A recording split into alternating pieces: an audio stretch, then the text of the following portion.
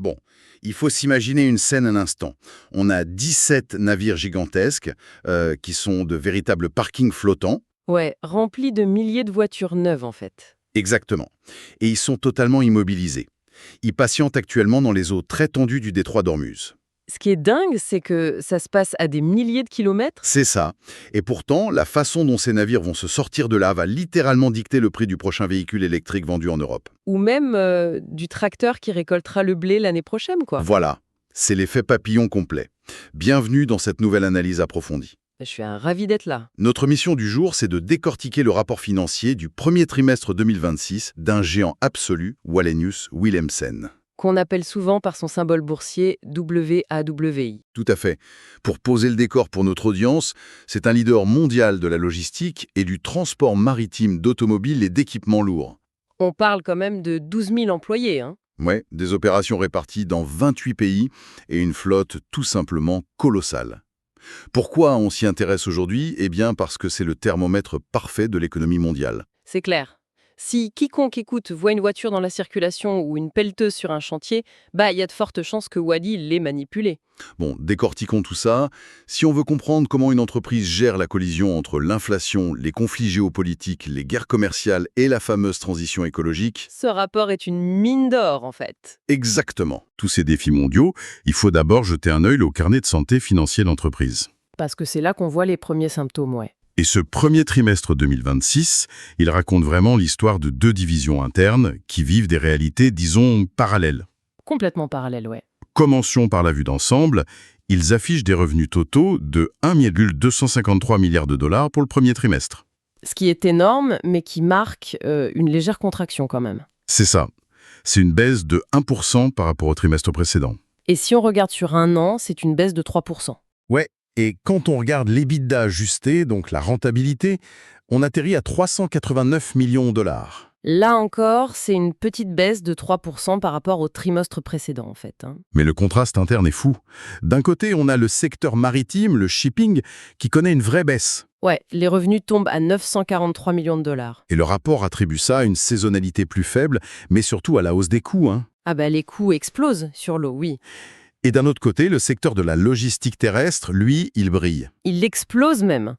L'EBITDA ajusté de ce segment est en hausse de 49%. C'est dingue. Ouais, ils atteignent 42 millions de dollars, et ça grâce à de meilleurs volumes automobiles et des mesures d'efficacité redoutables. Et à côté de ça, ils maintiennent une discipline financière de fer. Ils ont versé un dividende de 427 millions de dollars. Avec un ratio de capitaux propres à 39,4%, ce qui est très solide. Alors, pour bien visualiser, c'est un peu comme un grand restaurant.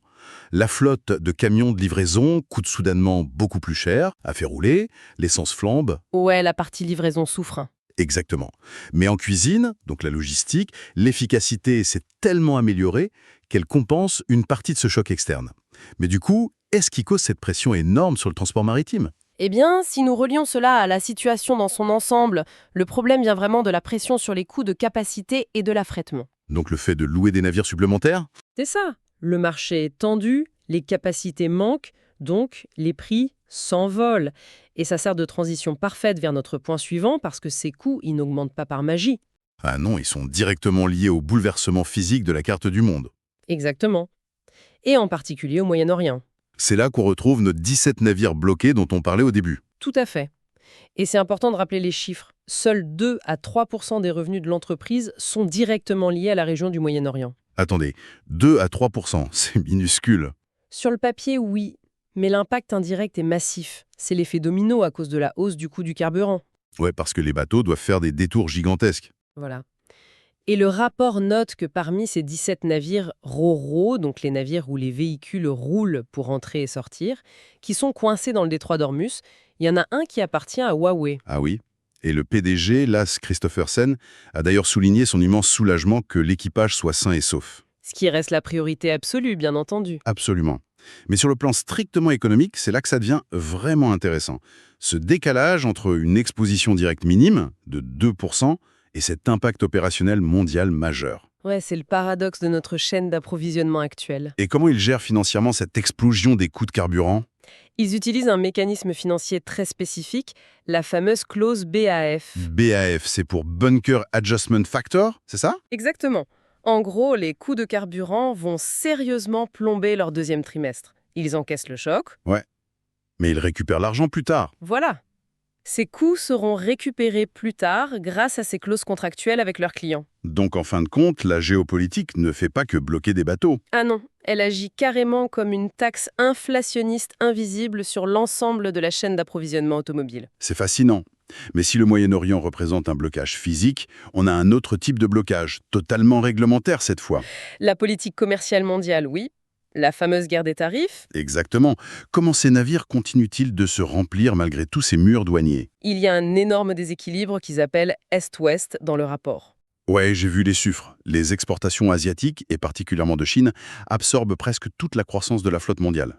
Les exportations de véhicules légers en provenance de Chine sont en hausse de 47% sur un an. 47%. C'est colossal. Pendant ce temps, les volumes depuis l'Europe déclinent en fait. Et face à cette vague, on voit les tarifs douaniers se multiplier de tous les côtés. Et on aborde ça sous un angle purement factuel, hein. Bien sûr. Le Canada, par exemple, a réduit ses tarifs, mais sur un quota ultra précis.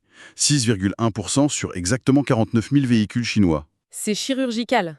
Et à côté de ça, le Mexique sort l'artillerie lourde. Ils imposent 50% sur les pays hors libre-échange. Et le Brésil, qui vise 35% d'ici juillet 2026 pour les véhicules électriques et hybrides chinois. Sans oublier l'Europe, qui prépare un mécanisme de prix minimum pour les véhicules électriques à batterie chinois, les fameux BEV. Ouais, et les États-Unis qui maintiennent leurs tarifs très élevés. Alors, qu'est-ce que tout cela signifie? C'est une excellente question. Je veux dire, si tous ces pays dressent des murs tarifaires énormes, comment se fait-il que la demande d'exportation de l'Asie continue de croître si fortement? Ouais, c'est paradoxal. Est-ce que les voitures trouvent simplement d'autres routes? Et ce qui est fascinant ici, c'est de voir que malgré cet environnement géopolitique ultra tendu, le commerce trouve toujours son chemin. L'eau trouve toujours une faille, quoi. Exactement. La demande sous-jacente est incroyablement résiliente.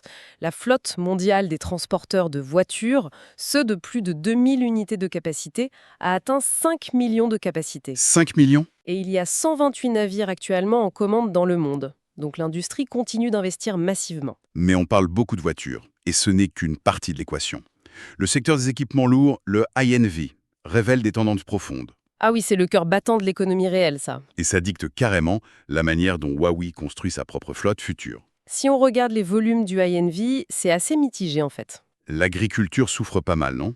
Oui, parce que les coûts des engrais et des carburants sont en hausse, là encore à cause du Moyen-Orient. Toujours cet effet domino. Voilà.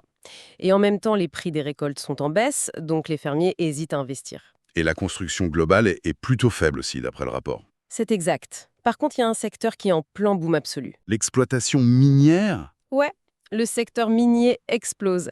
Il est soutenu par le besoin énorme de métaux pour la transition énergétique. On parle du cuivre, de l'aluminium, tous ces minéraux critiques pour fabriquer des batteries de véhicules électriques. Et c'est là qu'on touche à l'avenir de l'entreprise elle-même.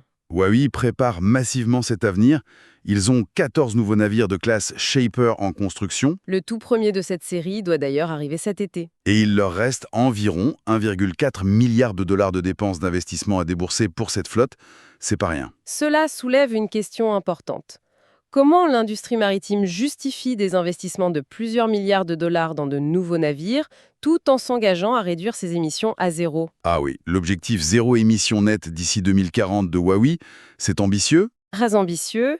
Et la clé, en attendant les nouveaux carburants, c'est l'optimisation des opérations. Et ils utilisent carrément l'IA pour ça, c'est fou. Oui, l'intelligence artificielle pour calculer les routes parfaites, minimiser la résistance au vent, optimiser chaque goutte de carburant. Et ça donne des résultats tangibles. Au premier trimestre, leurs émissions du réservoir au sillage, les fameuses émissions tank to wake, étaient de 1 034 000 tonnes métriques. Ce qui représente une baisse de 3% par rapport au trimestre précédent en fait. Et ça, c'est le cercle économique complet. Ils transportent des pelles minières pour extraire le cuivre de la transition énergétique, tout en verdissant leurs propres opérations pour atteindre leurs objectifs climatiques.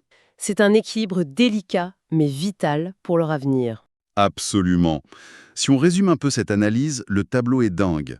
On a une saisonnalité plus faible, des conflits mondiaux qui rallongent les routes, des tarifs douaniers agressifs de tous les côtés et l'inflation du carburant. Ouais, C'est la tempête parfaite sur le papier. Et pourtant, le réseau logistique mondial s'adapte en temps réel.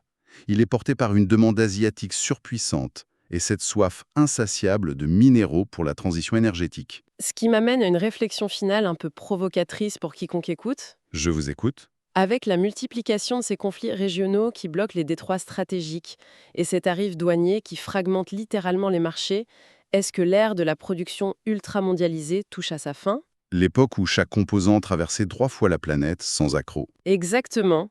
Sommes-nous en train d'assister aux dernières décennies de ces méga-navires avant que le monde ne se régionalise complètement en blocs de production isolés? Ah ouais, des blocs autonomes pour éviter les chocs logistiques. Voilà, c'est une véritable mutation du commerce mondial qui se joue sous nos yeux. Eh bien, c'est une sacrée idée à méditer jusqu'à notre prochaine analyse approfondie.